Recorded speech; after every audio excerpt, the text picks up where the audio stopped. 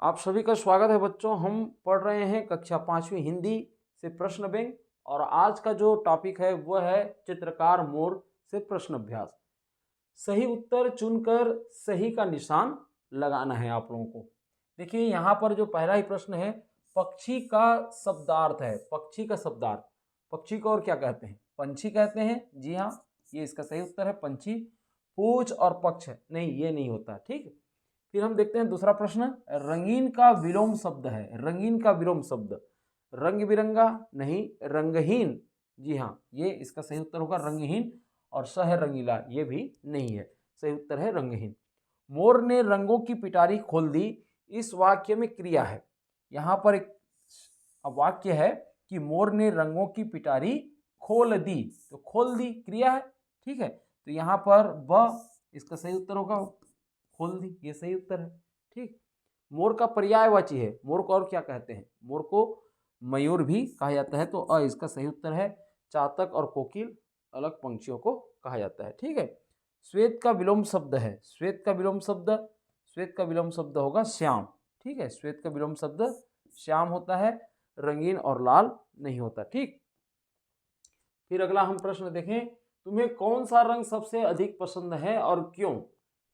इस रंग की 5 वस्तुओं के नाम लिखो। देखिए आपका जो रंग है उसका कोई भी रंग हो सकता है, आप अपने हिसाब से इसका उत्तर लिख सकते हैं। लेकिन यहाँ पर हमने लिखा है कि मुझे नीला रंग सबसे अधिक पसंद है। और क्यों? क्योंकि नीला रंग जो है शांति और गहराई का प्रतीक है। और आपको यदि हरा रंग पसंद है तो आप हरियाली को भी लिख सकते हैं कि मुझे हरा रंग पसंद है क्योंकि यह समृद्धि का प्रतीक है। ठीक है, उन्नति का प्रतीक है, ऐसा आप लिख सकते हैं।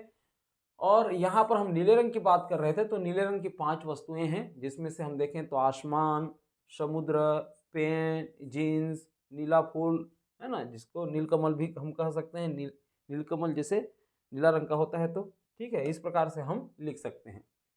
इंद्रधनुष में कितने रंग होते हैं? नाम लिखो। तो देखिए इंद्रधनुष में 7 रंग होते हैं।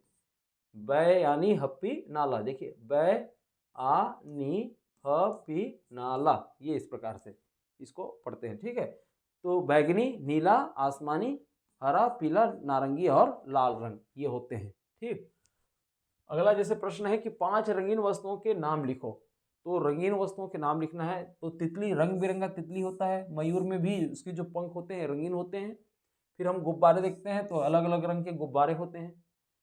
खिलौने भी रंगीन होते हैं। इंद्रधनुष भी 7 रंगों का होता है। ठीक है, तो इस प्रकार से आप लिख सकते हैं। साथ में जो प्रश्न है, अगला प्रश्न कि 5 बहुरंगी वस्तुओं के नाम लिखो। बहुरंगी मतलब जिसमें कई रंग शामिल हैं। तो उसमें से हम देखें तो पतंग है, फिर सजावटी जो लाइट्स होती हैं, किताबों के कवर होते हैं, झूले और होली के रंग, ये बहुरंगी होते हैं। ठीक है। अगला जैसा कि प्रश्न है कि अगर रंग ना होते तो दुनिया कैसी होती, सोचकर लिखो। आपको भी सोचकर लिखना है। वैसे हम यहाँ पर आप लोगों की मदद के लिए अपने तरफ से उत्तर दे रहे हैं, चाहे तो आप इससे मिलते जुलते उत्तर आप दे सकते हैं। तो अगर ना होते तो दुनिया बहुत नीरस और उबाऊ होती। सब जगह ब्लैक एंड व्हाइट होता है ना, तो हर चीज केवल काले और सफेद रंग में होती। और जिससे प्रकृति की सुंदरता जैसे कि फूल, आसमान, इंद्रधनुष फीकी लगती। रंग जीवन में खुशी और विविधता लाते हैं। ठीक है, ये इस प्रकार से है। अगला प्रश्न है कि नक्शे में समुद्र और नदियों के को किस रंग से दर्शाया जाता है? समुद्र और नदियों के को जो है नक्शे में, जो मानचित्र में है, उसको किस रंग से दर्शाया जाता है? तो देखिए नीले रंग में दर्शाया जाता है। ठीक है, नीला रंग माने हम पानी को जो है नीला रंग से प्रदर्शित करते हैं। ठीक।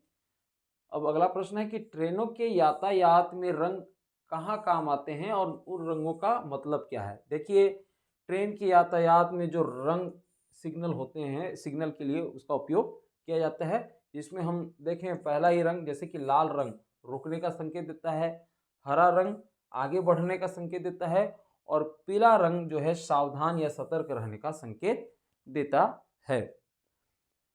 अगला प्रश्न है कि हमारे राष्ट्रीय पक्षी के विषय में तुम क्या जानते हो, लिखो। तो राष्ट्रीय पक्षी क्या है? मोर है। ठीक है, और यह अपनी सुंदरता और रंगीन पंखों के लिए प्रसिद्ध है। ठीक, और मोर को भारतीय संस्कृति में पवित्र माना जाता है और यह बारिश के मौसम में अपने नृत्य के लिए जाना जाता है।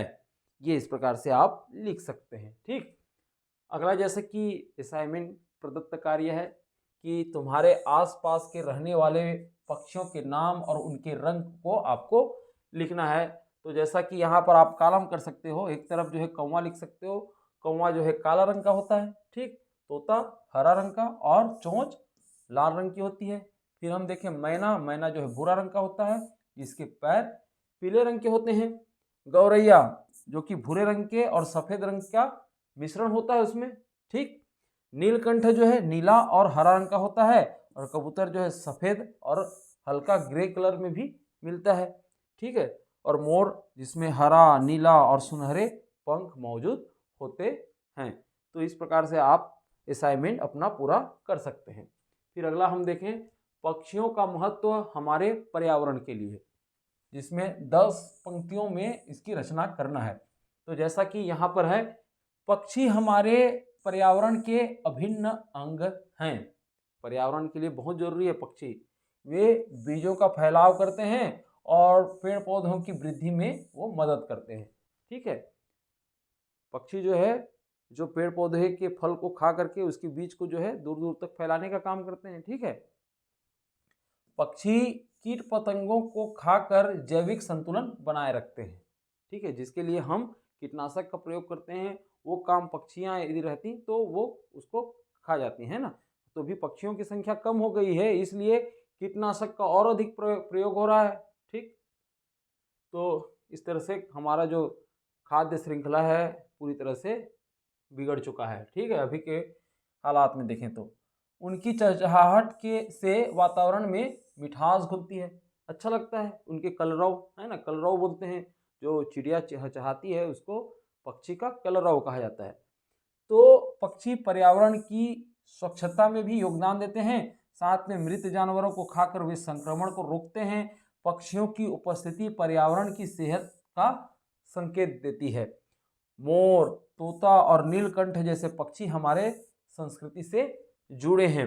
वे हमें प्रकृति से जुड़ने की प्रेरणा देते हैं, इसलिए हमें पक्षियों को बचाने और उनके लिए सुरक्षित स्थान बनाने चाहिए। अब भी मौका है, यदि सारे पक्षी विलुप्त हो गए तब तो विनाश सुनिश्चित है। बच्चों, आप पक्षियों को मारिए मत, बल्कि उसको बचाने के मुहिम कीजिए। ठीक, तो आशा है आप लोगों को समझ में आ गया होगा। ये जो पाठ था चित्रकार मोर का प्रश्न अभ्यास, इसी तरीके से हम और भी पाठ का प्रश्न अभ्यास लेकर के आ रहे हैं। आप ज़रूर जो है हमारे वीडियो को लाइक कीजिए, चैनल को सब्सक्राइब कीजिए और हो सके तो सबके साथ शेयर कीजिए। ठीक है, हम मिलते हैं नए प्रश्न अभ्यास में।